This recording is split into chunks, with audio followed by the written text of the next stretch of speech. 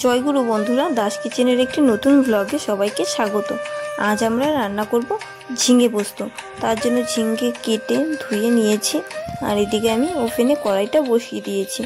কড়াই আমার গরম হয়ে গেছে, তেল দিয়ে দিয়েছি, তেলও গরম হয়ে গেছে। এখন আমি এতে ফোড়ন দিয়ে দিয়েছি, তেজপাতা আর পাঁচফোড়ন।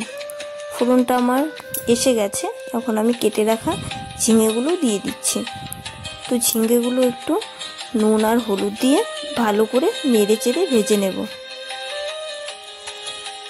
সুন্দর করে ভেজে নেব। সব কিছু নুন আর হলুদটা ঝিঙের সাথে মিশিয়ে নেড়ে নেব। আমার নাড়া হয়ে গেছে, এখন আমি ঢেকে দিচ্ছি।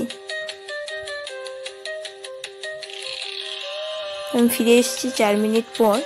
ঝিঙেটা আমার সুসেদ্ধ হয়ে গেছে, আর আমি এদিকে মশলা করে রেখেছি।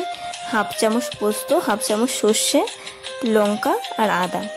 এখন আমি মশলাটা আর সর্ষে পোস্ত সব একসাথে দিয়ে দিয়েছি, ভালো করে নেড়ে চেড়ে মিশিয়ে নিয়েছি। নিয়ে এখন আরেকটু ঢেকে দিচ্ছি, যাতে মশলার কাঁচা গন্ধটা না করে।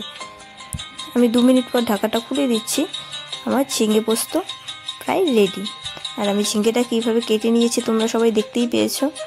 তোমরা চাইলে এভাবে কেটে নিতে পারো, আর চাইলে 2 ভাগ করেও কাটা যায়। আমি আজকে একটু ছোট ছোট করেই কেটে নিয়েছি।